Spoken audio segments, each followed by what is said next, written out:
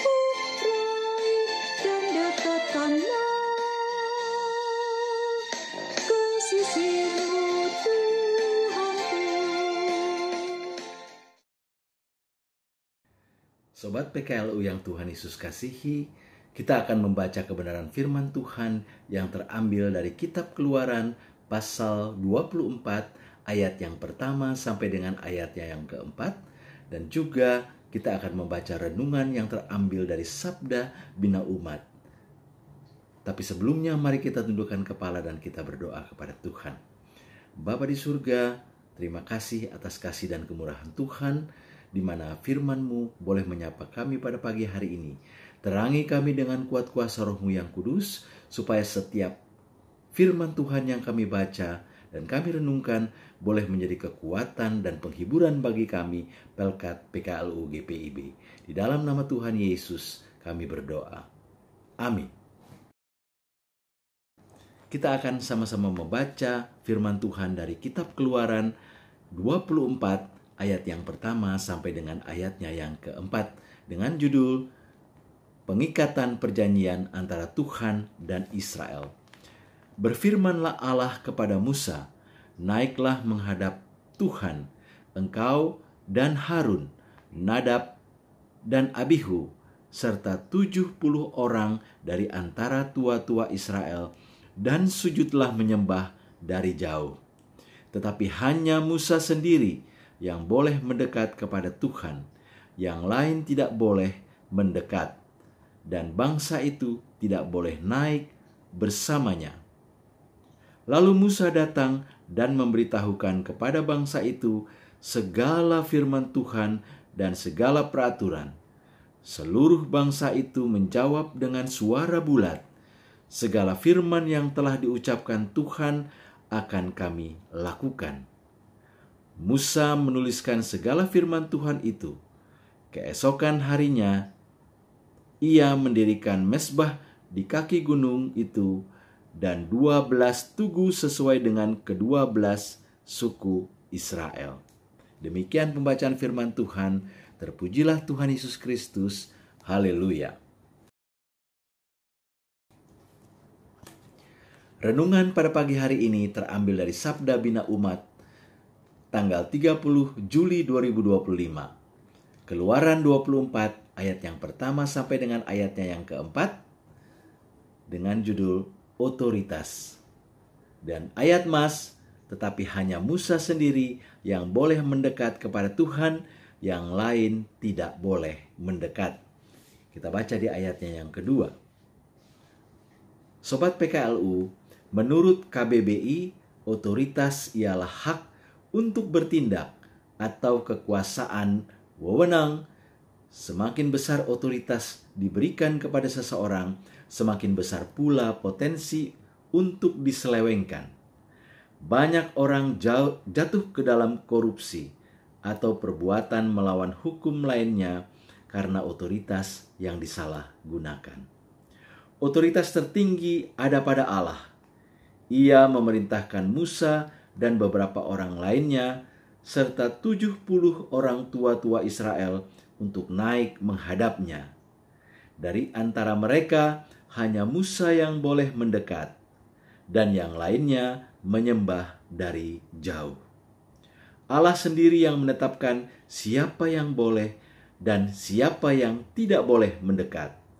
Tentu ada maksud Allah, karena Ia ingin menyampaikan firman-Nya kepada Musa, dan agar Musa meneruskan firman itu kepada Israel. Artinya, Allah memberikan otoritas kepada Musa untuk berbicara tentang firman-Nya, sama seperti para nabi yang menyampaikan firman Allah kepada manusia. Otoritas Allah dan otoritas Musa tentu tidak sama. Otoritas Musa ialah mengatakan apa yang Allah katakan kepadanya. Musa tidak lebih besar dari siapa yang memberi otoritas itu, dan tidak lebih penting dari apa yang harus disampaikannya kepada umat. Dalam 1 Korintus pasal 9 ayat yang ke-16, Rasul Paulus berkata, "Karena jika aku memberitakan Injil, aku tidak mempunyai alasan untuk memegahkan diri, sebab hal itu merupakan keharusan bagiku. Celakalah aku jika aku tidak memberitakan Injil." Musa, Paulus, dan semua orang yang memberitakan firman menerima otoritas untuk mengatakan segala yang Allah ingin katakan, tidak lebih dari itu. Sobat PKLU yang Tuhan Yesus kasihi, firman Tuhan ini mengingatkan kita untuk menggunakan dengan baik otoritas yang kita terima dari Allah. Sekecil apapun itu, pakailah otoritas yang ada padamu untuk memuliakan Allah dan jangan disalahgunakan untuk kemegahan diri sendiri.